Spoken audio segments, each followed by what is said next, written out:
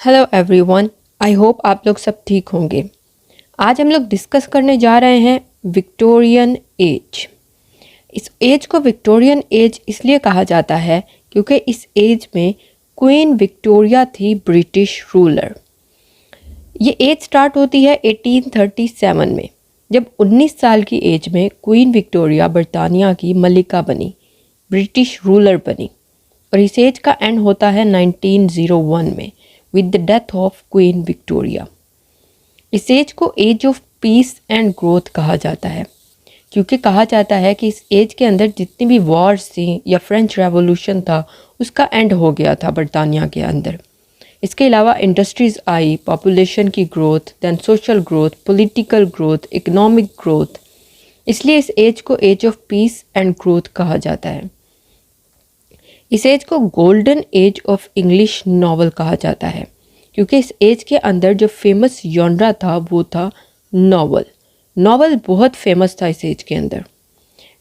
इस एज को आज हम डिटेल में डिस्कस करेंगे, जिसमें हम देखेंगे social, political and economic changes in Victorian age, then characteristics of Victorian age, उसके बाद why this age is called golden age of English novel, और लास्ट में हम देखेंगे famous poets and novelist of Victorian age. तो चलिए आज की डिस्कशन को हम स्टार्ट करते हैं। सबसे पहले हम देखते हैं social, political and economic changes in Victorian as, कि विक्टोरियन एज के अंदर किस तरह से सोशल, पॉलिटिकल और इकोनॉमिक चेंजेस आने लगी।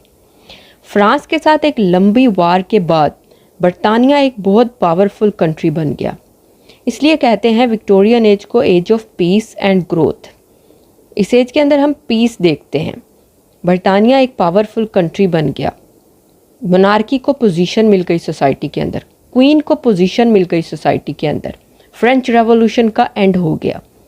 उसके अलावा ग्रोथ बढ़ने लगी सोसाइटी के अंदर। इंडस्ट्रीज़ के आने से पॉपुलेशन की ग्रोथ बढ़ने लगी। लोग देहातों से सिटीज़ की तरफ मूव करना शुरू किया, उन्होंने लंदन सिटी की तरफ आना शुरू किया। और जो फार्मर्स थे वो प्रोलेटेरियट्स बन गए, लोअर मिडिल क्लास के लोग कहलाए जाने लगे। इसलिए हम इसमें देखते हैं rapid development of urban industry. इस एज के अंदर हम देखते हैं कि एग्रीकल्चर रेवोल्यूशन आने लगा, जो ट्रांसपोर्ट है वो बढ़ने लगी। उसके अलावा इकोनॉमिक और पॉलिटिकल चेंजेस देखते हैं हम।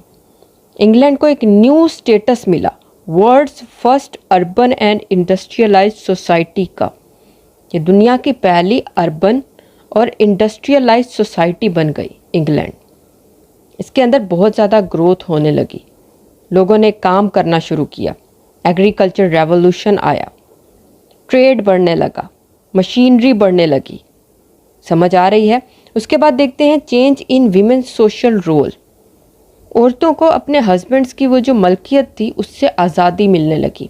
उनके लिए रिफॉर्म आया सोसाइटी के अंदर, उनको इंडिपेंडेंस मिली।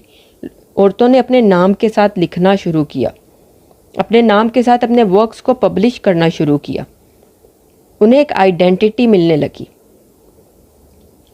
समझ आ रही है। तो ये वुमेन को सोसाइटी के अंदर एक रोल मिलने लगा, उनके बारे में बात होने लगी, उनके हक के बारे में बात होने लगी। उसके बाद हम देखते हैं economic and political power of the middle class. Industries के आ जाने से जो मिडिल क्लास है वो बर्जुआजी में बदल गए, उनको एक नाम मिलने लगा, वो अपर क्लास में चेंज होने लगे। उसके अलावा वर्किंग क्लास को एक नाम मिलने लगा, इनके ग्रुप्स बन गए, लेबर ग्रुप्स बन गए, जिसके अंदर लोगों ने अपने लिए आवाज़ उठाना शुरू की, अपने हकूक़ के लिए, अपने राइट्स के लिए बोलना शुरू किया। तो ये हम चेंजेस देखते हैं सोसाइटी के अंदर विक्टोरियन एज में मेनली, कि किस तरह से सोसाइटी का रुख बदल गया, हर तरह से चेंज होकर रह गई सोसाइटी। कुछ रूल्स थे सोसाइटी के अंदर जो लोगों को फॉलो करने होते थे, उन रूल्स के अकॉर्डिंगली लोग अपनी ज़िंदगी गुजारते थे। एक बेस्ट सोसाइटी के बन गई बरतानिया, एक बेस्ट सोसाइटी के तौर पर सामने आया। एक peaceful society, society of well growth, population बढ़ने लगी इस एज के अंदर। समझ आ रही है। तो ये है social, political and economic changes in Victorian age. Then we see characteristics of Victorian age. इस एज की क्या क्या कैरेक्टरिस्टिक्स हैं वो हम देखते हैं। उसमें नंबर 1 पे है इंडस्ट्रियल रेवोल्यूशन। जैसे हमने पहले डिस्कस किया कि बरतानिया के अंदर इंडस्ट्रीज़ के आ जाने से ग्रोथ बढ़ने लगी, आबादी बढ़ने लगी। जो लोअर क्लास थे, जो किसान थे, वो देहातों से शहरों की तरफ आने लगे। गरीब लोग कुछ पैसे कमाने के लिए इंडस्ट्रीज़ में पूरा पूरा दिन काम करने लगे, जिसमें औरतें और बच्चे। और जो अमीर लोग थे वो अमीर तरीन होते गए, ज़्यादा अमीर हो गए, और गरीब लोग गरीब ही रह गए। इसलिए जो राइटर्स थे इस एज के, वो उस गरीब तबके के बारे में, लोअर क्लास के बारे में अपने वर्क्स में डिस्कस करते थे, उनके बारे में लिखते थे। और इस इंडस्ट्रियल रेवोल्यूशन के आ जाने से बरतानिया में बहुत ज़्यादा चेंजिंग्स आने लगी। लोग मायूस हो गए, जो लोअर क्लास थी, जो गरीब लोग थे, वो मायूसी का शिकार हो गए। उसके बाद हम देखते हैं रियलिज़म एंड आइडियलिज़म।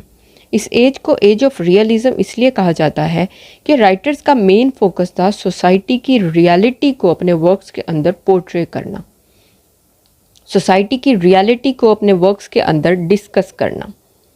रियलिटी को लिखते थे वो अपने वर्क्स के अंदर, लोअर क्लास की, गरीबों की जो रियलिटी थी, सोसाइटी की क्या रियलिटी थी। उसके बाद आइडियलिज़म। ये मटीरियलिस्टिक प्रोग्रेस की एज तो थी, लेकिन इसे आइडियलिस्टिक एज कहा जाता है क्योंकि इस एज के जो राइटर्स थे उनके आइडियल्स थे ट्रूथ, जस्टिस, लव, ब्रदरहुड। ये आइडियल्स थे जिसको वो अपने वर्क्स के अंदर यूज़ करते थे, इसलिए इसे आइडियलिस्टिक एज कहा जाता है। रियलिज़म और आइडियलिज़म पे मेरी अलग से वीडियोज़ हैं जिसका लिंक मैं डिस्क्रिप्शन में दे दूँगी, आप उसे चेक कर सकते हैं। उसके बाद है डाउट्स और कॉन्ट्राडिक्टरी फेथ्स एंड फिलोसफीज़। इस एज के जो राइटर्स थे वो पैसिमिस्टिक हो गए थे, कुछ ऑप्टिमिस्टिक थे, कुछ पैसिमिस्टिक थे। और उसकी मेन रीज़न क्या थी? साइंस। साइंस के आ जाने से सोसाइटी के अंदर एक मेजर चेंज आया। लोग अपनी लाइफ पे क्वेश्चन रेज करने लगे कि उनकी लाइफ का मकसद क्या है। जैसे चार्ल्स डार्विन है, उनकी फ़िलॉसफी से लोगों की ज़िंदगियां चेंज होने लगी। Survival of the fittest was the biggest change in society. उससे लोग सोचने लगे कि सोसाइटी के अंदर रहने के क्या रूल्स हैं कि जिनको फॉलो करके इंसान को अपनी ज़िंदगियां गुजारनी है। तो ये एज पेसिमिस्टिक भी थी और ऑप्टिमिस्टिक भी थी, और उसका मेन इम्पैक्ट था साइंस का। साइंस की वजह से ये मेन चेंजिंग्स आए थे सोसाइटी के अंदर। उसके बाद हम देखते हैं मॉरल पर्पस। इस एज के अंदर आर्ट फॉर आर्ट सेक का जो कॉन्सेप्ट था वो ख़त्म हो गया था, और राइटर्स का मानना था कि उनका मेन पर्पस है सोसाइटी को या ऑडियंस को या रीडर को इंस्ट्रक्ट करना, उनको कुछ सबक देना। और आर्ट फॉर आर्ट सेक वाला उनका जो मेन सेंटर है वो ख़त्म हो गया था, इसलिए इसे मॉरल पर्पस इसका था कि इंस्ट्रक्ट करना ऑडियंस को, रीडर को। उसके बाद हम देखते हैं subjective and objective. Victorian age से पहले थी रोमांटिक एज, जो सब्जेक्टिव एज थी, और विक्टोरियन एज रियलिटी के रियलिज़म बेस्ड एज थी। इसलिए इसका ये मिक्सचर इसको कहा जाता है सब्जेक्टिव एंड ऑब्जेक्टिव का, कि रियलिज़म भी देखते हैं हम इसके अंदर, लॉजिक और रीज़न भी देखते हैं जो साइंस की वजह से आई, और इमोशंस और फीलिंग्स भी देखते हैं। ये दोनों का मिक्सचर था। समझ आ रही है? तो ये है कुछ कैरेक्टरिस्टिक विक्टोरियन एज की। उसके बाद इस एज को कहा जाता है golden age of English novel. इस एज के अंदर जो फेमस जॉनरा था और फॉर्म ऑफ राइटिंग थी वो थी नॉवल। नॉवल बहुत फेमस था क्योंकि नॉवेल्स के अंदर सोसाइटी की रियलिटी को डिस्कस किया जाता था, इसलिए लोग उसमें ज़्यादा इंटरेस्ट लेते थे, उसको ज़्यादा पढ़ना पसंद करते थे। उसके बाद हम देखते हैं changings in class structure. Society के अंदर क्लासेस बन गई, lower class, middle class, upper class. और जो राइटर्स थे वो अपने नॉवेल्स के अंदर उन क्लासेस को डिस्कस करते थे, उन क्लासेस को दिखाते थे, और लोग उसमें इंटरेस्ट लेते थे, अपनी रियलिटी को पढ़ने में इंटरेस्ट लेते थे। उसके बाद हम देखते हैं expansion of newspapers and periodical press. Writers जो थे वो पीरियोडिकल्स लिखते थे, उन्हें अखबार में शाया करते थे, पब्लिश करते थे, जिनको लोग पढ़ते थे। देन रियलिस्टिक नावल, जैसे हमने पहले रियलिज़म के बारे में पढ़ा, तो जो राइटर्स थे वो रियलिटी बेस्ड नावल्स लिखते थे, सोसाइटी की रियलिटी, मेनली लोअर क्लास और मिडिल क्लास की। और वो सोसाइटी के अंदर होने वाली प्रॉब्लम्स को अपने नॉवेल्स में डिस्कस करते थे। इसलिए रियलिस्टिक नॉवल बहुत फेमस था उस एज के अंदर। Then focus on contemporary society. Definitely हमने पहले भी डिस्कस किया कि जो मौजूदा सूरत हाल थी, मौजूदा प्रॉब्लम्स थी, मौजूदा लाइफ थी, मौजूदा सोसाइटी थी, उसके बारे में नॉवेल्स के अंदर डिस्कस होने लगा। नॉवेल्स में उनको पोर्ट्रे किया जाने लगा, तो जो लोग थे उनका इंटरेस्ट बढ़ता था। उसके बाद change of emphasis from action to character, कि एक्शन की जगह कैरेक्टर को, प्लॉट की जगह कैरेक्टर को ज़्यादा इम्पोर्टेंस मिलने लगी। कैरेक्टर का क्या किरदार था, एक इंसान का क्या किरदार है, इंसान की रियलिटी को उसके अंदर डिस्कस किया जाने लगा, इंसान से रिलेटेड प्रॉब्लम्स को डिस्कस किया जाने लगा। इसलिए उसको कैरेक्टर को इम्पोर्टेंस मिलने लगी प्लॉट की जगह। तो इसलिए इस एज को एज ऑफ इंग्लिश नॉवल कहा जाता है, क्योंकि नॉवेल्स के अंदर सोसाइटी की रियलिटी को ओपनली डिस्कस किया जाने लगा।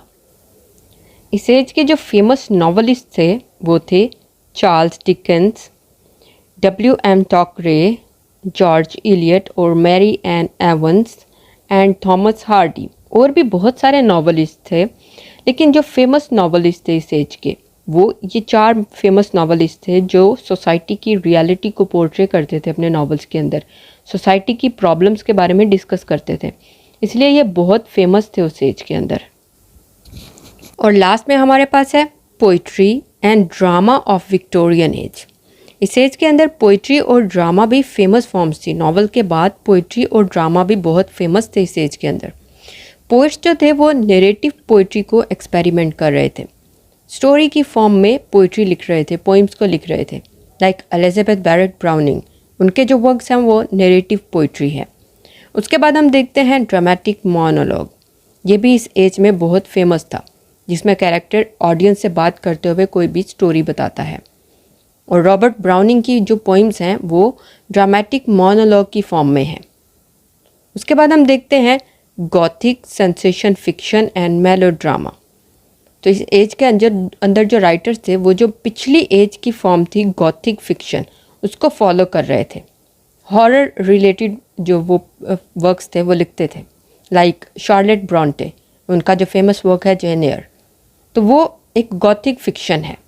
उसके बाद मेलोड्रामा, जिसके अंदर विशियस और विर्चुअस कैरेक्टर्स को मिक्स किया जाता था ऑडियंस के लिए, तो ये बहुत फेमस थी इस एज के अंदर। देन पीरियोडिकल राइटिंग बहुत फेमस थी इस एज के अंदर, जिसके अंदर जो राइटर्स थे वो अपने एसेस को, पीरियोडिक्स को न्यूज़पेपर के अंदर पब्लिश करते थे या उनको लिखते थे।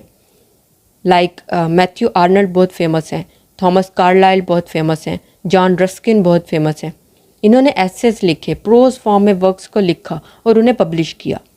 तो पीरियोडिकल्स बहुत फेमस थे विक्टोरियन एज के अंदर। उसके बाद हम देखते हैं प्री रैफेलेट पोइट्री और प्री रैफेलेट ब्रदरहुड, जिसके फाउंडर हैं डांटे गैब्रियल रोजेटी। इनका ये मानना था कि आर्ट जो है उसका काम आर्ट फॉर आर्ट सेक को ये मेनली मानते थे।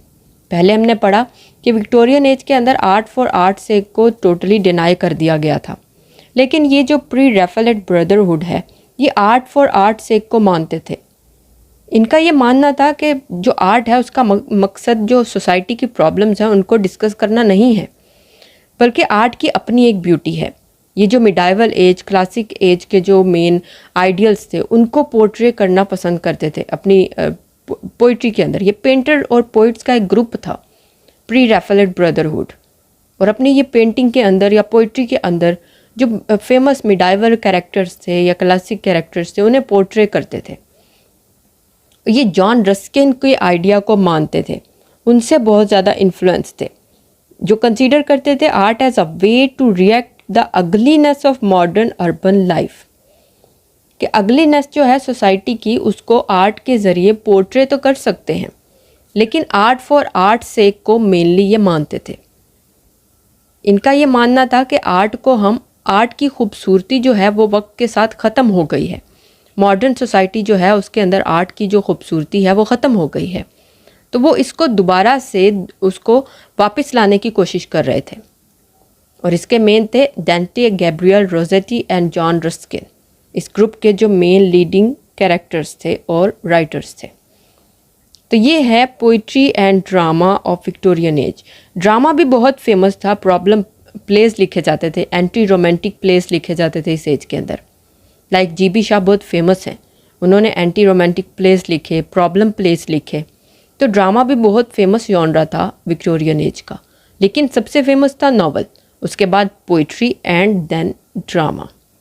तो ये है विक्टोरियन एज, जिसके अंदर हमने सब पॉइंट्स को वन बाय वन डिस्कस किया। तो उम्मीद है आपको समझ आई होगी। आज के लेक्चर के लिए इतना ही। मैं मिलूंगी अपनी नेक्स्ट वीडियो में, तब तक के लिए खुदा हाफिज़।